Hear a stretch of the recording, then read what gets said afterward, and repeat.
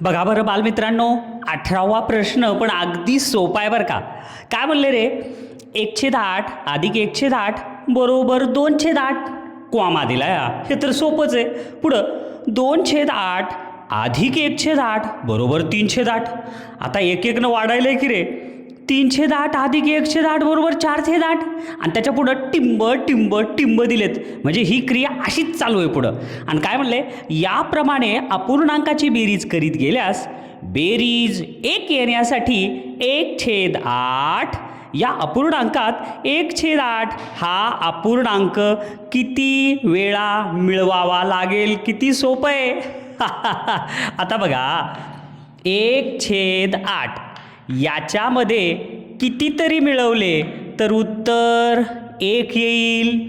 मग तुम्हाला अगोदरच्या तासामध्ये सांगितलेलं होतं की 1 केव्हा येतंय, ज्यावेळेस अंश आणि छेद समान असते त्यावेळेस 1 येते. उदाहरणार्थ इथं 8 आणि इथं 8 असेल तर 8 1 8 8 1 8 उत्तर आलं 1. म्हणजेच या 8नं 8ला भागलं. 8 भागिले 8 8 1 8 8 म्हणून 8 गेले 0. बरोबर आहे ना. तसंच 10/10 झालं तर 10 1 10 10 1 10 उत्तर आलं 1. तसंच 19/19 आलं तर 19 1 19 19 1 19 उत्तर आलं 1. मग आता इथं उत्तर 1 येण्यासाठी आपल्याला काय पाहिजे, वर पण 8 आणि खाली पण 8. मग या वर तर 1 आहे, मग आता 1 मध्ये किती मिसळल्यावर 8 येईल, 7. आणि छेद तर जशाला तसं पाहिजे. बरोबर आहे. अपूर्णांकाच्या बेरजेत छेद समानच राहतो. मग आता इथं 8 आहे, इथं पण 8च येईल. 7 आणि 1 किती झाले, 8. मग 8/8 म्हणजेच 1. 8/8 म्हणजेच किती आलं, 1. म्हणजे आपल्याला 1/8 मध्ये किती वेळा 1/8 मिळवावी लागले, तर 7 वेळा. म्हणून उत्तर पर्याय नंबर 2. लगेच वहीमध्ये पर्याय नंबर 2 रंगवा. समजलं ना. हे बघा, हे 1/8 होतं.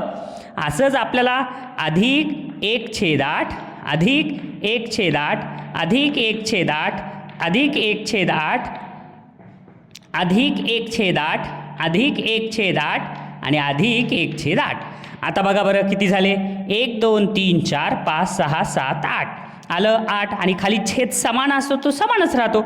म्हणजे या 1/8 मध्ये आपल्याला एवढ्यांदा 1/8 मिळवावे लागले, म्हणजे 7 वेळेस. तेव्हा कुठं उत्तर 1 आलं. परीक्षेत हे गणित येणार नाही बरं का, पण याच्यासारखं गणित नक्की परीक्षेत येईल, म्हणून समजून घ्या. पहा पुढचा प्रश्न. कितीही प्रश्न फिरवून दिला तरी आपल्याला उत्तर येणारच. बघा, हे प्रश्न तर फार सोपा आहे. काय म्हणलंय, 19व्या गणितात 8/* अधिक 7/* पुस्तकात बघा, हे सगळेजण पुस्तकात बघा, बरोबर 1 बनले.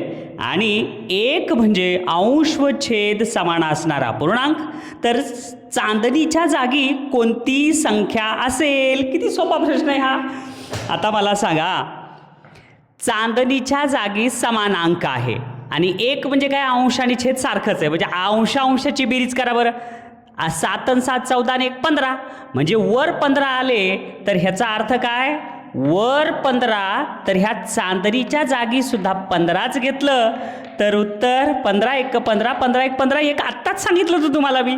आलं का नाही. बघा बरं, बरोबर संख्या बदलून गणित येतच आहे परीक्षेत 1. मग कशामुळं आलं 1, तर छेद 15 घेतल्यामुळं, पर्याय नंबर 4 मुळं. म्हणून 19व्याचं उत्तर पर्याय नंबर 4. असंच गणित परीक्षेत येतंय बरं का. बघा बरं 20वा प्रश्न. काय म्हणले, आता आकृतीतील बरं का, आकृतीचे गणित फार सोपे असतात. आकृतीतील रेखांकित भाग म्हणजे छायांकित भाग म्हणजे रंगवलेला भाग. रेखांकित भाग हा रेखांकित न केलेल्या भागापेक्षा कितीने जास्त आहे. मग आता रेखांकित भाग किती आहे, 1 चौकोन, हे 2रा 3रा 4था 5वा. कळालं ना तुम्हाला. एकूण किती चौकोन आहेत, 1 2 3 4 5 6 7 8 9. 9 पैकी हे 4 आणि 1 5. 5 भाग छायांकित, कितीपैकी? 9 पैकी. आणि छायांकित नसलेले 1 2 3 4 4 9 पैकी 4. समजलं? आता परीक्षेत काल परवाच परीक्षा झाली, किती मार्क पडले रे? 4 मार्क. कितीपैकी?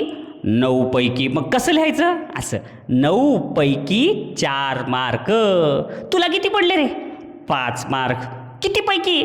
9 पैकी. ते असं लिहायचं, खाली 9 वर 5. आता आपल्याला विचारलंय फरक किती? फरक म्हणजे वजाबाकी. आता छेद सारखा आहे, मग अंशांची क्रिया म्हणजे वजाबाकीची. 5 मधून 4 गेले, उत्तर किती आलं? 1/. इथला छेद समान राहतो म्हणजे 9. 1/9 पर्यायात आहे का कुठं? आहे की रे? 3 नंबरमध्ये. म्हणून याचं उत्तर पर्याय 3. लगेच पटापट व्यवस्थित वहीमध्ये रंगवा. झालं उत्तर. हा तर प्रश्न फार म्हणजे फार सोपा आणि खूपदा सोडवलेला. चला, वजाबाकीची क्रिया दिली आणि प्रश्नार्थक चिन्ह. किती सोपं आहे पहा बरं. काय म्हणले प्रश्नामध्ये? 13/29 वजा 6/29. छेद सारखेत, मग छेद जर सारखे असेल तर सरळ अंशाची वजाबाकी. मग 13 मधून 6 गेले, उरतात किती? इकडला हातचा तिकडे गेला, 13 मधून 6 गेले, उरले किती रे? 6 6 12 आणि 13 7. उरले 7. मग आता हे 7 म्हणजेच काय? अंशस्थानी 7 आणि खाली 29. म्हणजे ह्याचं उत्तर आलं पर्याय नंबर 1. लगे व्यवस्थित रंगवा. किती सोपं होतं. आता हे गणित असं आहे, हेच थोडं बदलून देऊ का? करता येईल का तुम्हाला? आता हेच गणित 13/29 अधिक 6/29 असेल तर सांगा बरं उत्तर किती येईल? करा कॉमेंट. अगोदरचं गणित आणि हे गणित एकदम सोपेच आहेत रे. बघा काय दिलंय, जर 11/13 वजा चौकट बरोबर 5/13 तर चौकटीतील अपूर्णांक कोणता? किती सोपं गणित आहे हे. हेच गणित जर असं असेल 11 वजा चौकट बरोबर 5 तर करता येईल ना तुम्हाला. इथं कोणता अंक घेतला तर 5 येईल. एकदम बरोबर आहे. जर इथं तुम्ही 6 घेतलं तर काय येईल? 11 मधून 6 केले, 5 उरले. तेच आहे इथं सुद्धा, फक्त छेद 13 घ्यायचा आहे. म्हणून ह्याचं 22व्याचं उत्तर पर्याय नंबर किती येईल? ह्या बघा, चौकटीत किती येईल? 6/13. म्हणजे 11 मधून 6 गेले, 5 उरले. तेच कळालं. आता हे गणित मी जर असं जर दिलं तर करता येईल. 11/13 अधिक 6/13 करा बरं. आणि उत्तर तंतोतंत रंगवणं आवश्यक आहे बरं का बाळांनो. सांगा उत्तर, करा कॉमेंट. पहा पुढचा प्रश्न. हां, आता हे थोडासा भाग नवीन आहे बरं का रे. 23वा प्रश्न. 99 गोट्यांपैकी 1/3 भाग गोट्या अमितला दिल्या तर त्याला किती गोट्या दिल्या? आता बघा, हे किती सोपा प्रश्न आहे. दिसायला अवघड वाटतंय, पण एकदा जर तुम्हाला समजा एखादा रस्ता माहीत नाही आणि तुम्हाला रस्ता दाखवल्यावर पुन्हा विसरताल का? तसंच आहे हे. एकदा स्टेप बघा, पुढं विसरायचंच नाही. 99 पैकी 1/3 म्हणजे बघा, 99 पैकी म्हणजे गुणिले 1/3. संपलं. आता काय करायचं तर हे छेद आणि अंश यांचा भागाकार 3 न 99ला भागायचं. म्हणजे बघा, 3 भागिलेचं चिन्ह आणि 99. येत नाही का? एवढं सोपं येत नाही का? हां, मग 3चा पाडा 9 पर्यंत म्हणा. 9 येईपर्यंत 3 1 3 3 7 3 त्रिक 9. मग 9 मधून 9 गेले 0, वरून 9 खाली घेतलं, 3 त्रिक 9. पुन्हाही तेच आलं. उत्तर किती आलं? 33. म्हणजे 99 पैकी 1/3 म्हणजे किती झाले? 33. आता जर समजा असा भाग आहे आणि तुम्हाला सांगितलं ह्याच्यात एक भाग हा 99 आहे, म्हणजे सगळे मिळून 99 आहेत, तर एक किती झाले रे? 1 2 3, बरोबर आहे ना. आता ह्या 3 पैकी एक भाग, बरोबर आहे, हे 99 आहेत, सगळे मिळून 99. आणि ह्या 3 पैकी एक भाग म्हणजे किती? म्हणजे हे किती झाले? 33. हे सुद्धा किती होते रे 33 आणि हे सुद्धा किती होते 33. समजलं. उत्तर आहे पर्याय नंबर 2. लगेच उत्तर रंगवा. आता हे तुम्हाला समजलं. आता जर तुम्हाला म्हणलं 50 पैकी 1/2 म्हणल्यावर येईल का? करा बरं. 50 पैकी 1/2 म्हणजे किती उत्तर येईल सांगा कॉमेंटमध्ये. अगदी अगोदरच्या सारखंच गणित आले बरं का. हे काय म्हणले बघा, 24वा गणित 1 तास 1 तास म्हणजे किती 60 मिनिट. तर 1/3 तास म्हणजे किती मिनिट? लई सोपं आहे रे. म्हणजेच काय 60 पैकी 1/3 तास. मग आता कसं करावं लागल? आता हे आहेत 60 बरोबर आहे. 1 2 3 भाग. 60चे 3 भाग किती होतील ते काढण्यासाठी 60 गुणिले 1/3 या 3नं 60ला भागायचं. मग 3 भागिले 60 केलं. 3 1 3 3 2 6 6 मधून 6 गेले 0 आणि इथं वरून 0 खाली घेतला आणि 3 शून्याला भाग जात नाही म्हणून शून्याचा भाग दिला. उत्तर आलं 20. म्हणजे उत्तर आहे पर्याय नंबर 1. लगेच रंगवायचा पर्याय नंबर 1. आणि इथं सुद्धा कळालं तुम्हाला 60 पैकी 1/3 म्हणजे 1/3 तास. तास म्हणलं तर 60 पैकीच झालं म्हणून 60 आपण त्याला गुणलं म्हणजे हे झाले 20 मिनिट. हे झाले 20 मिनिट आणि हे झाले 20 मिनिट. 20 1 20 20 2 40 20 3 60. 3 पैकी 1 हे 3 पैकी 1 भाग घेतलं. होतं ना सोपं. पहा पुढचा प्रश्न. अरेच्या शेवटचा प्रश्न पण अगदी सोपा आहे बरं का. एका रोपवाटिकेत विविध रंगी गुलाबांची 20 रोपे आहेत. त्यातील 1/4 रोपे लाल गुलाबाची आहेत. तर लाल गुलाबाची किती रोपे आहेत? किती सोपे.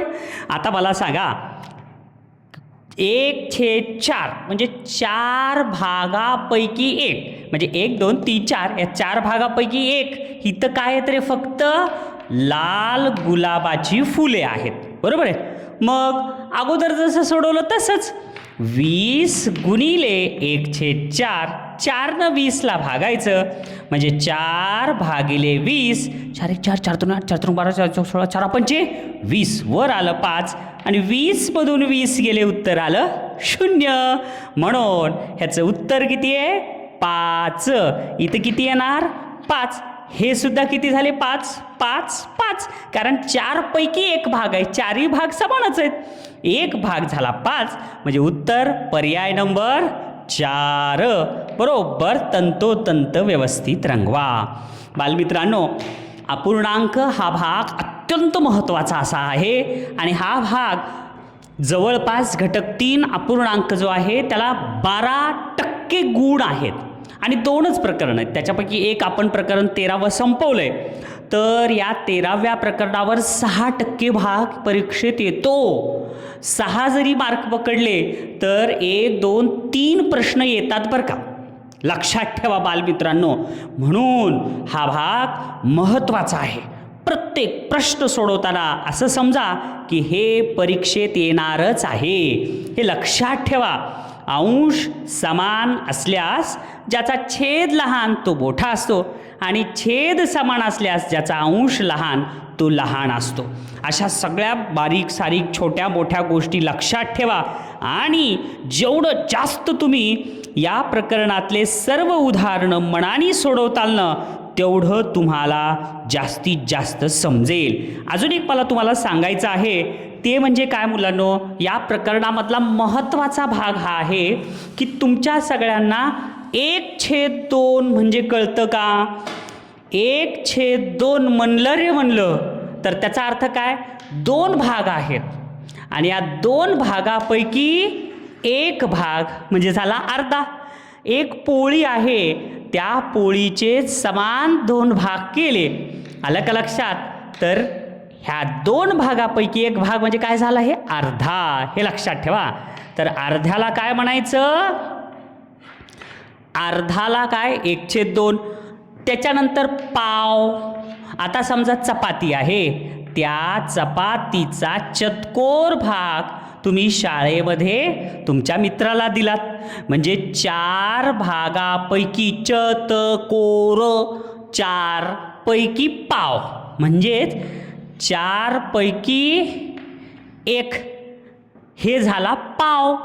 अर्धा म्हणजे 1/2, पाव म्हणजे 1/4. आता त्याच्यानंतर पाऊण. आता तुम्ही पाव भाग मित्राला दिला, तर तुम्ही किती खाल्ला मग? 4 पैकी 3 भाग, म्हणजेच काय? 4 पैकी 3 म्हणजे 3/4. हे काय झालं रे? पाऊण. हे लक्षात ठेवा बालमित्रांनो. पाव अर्धा कशाला म्हणायचं, पाव कशाला म्हणायचं, पाऊण कशाला म्हणायचं, हे एवढं व्यवस्थित लक्षात ठेवा. हे जर तुम्हाला समजलं आणि जास्तीत जास्त तुम्ही या प्रकरणातील गणितांचा सराव केला, समच्छेद तुम्हाला कळालंय, समानांशचं कळालंय, चढता उतरता क्रम तुम्हाला समजून सांगितलेला आहे, सगळा भाग तुम्हाला घेतलाय बरं काय. त्याच्यामुळं पूर्णांक प्रकरण छानपैकी वाचा आणि परीक्षेत आत्मविश्वासाने प्रश्नांची उत्तरं सोडवा. प्रश्न नीट वाचा, उत्तर तुम्हाला येणारच आणि उत्तर आलेलं छानपैकी रंगवा. तंतोतंत वहीवर अशा पद्धतीनं सर्व उत्तरांची नोंद करा. तुम्ही सगळ्यांनी छान अभ्यास केलात त्याबद्दल धन्यवाद.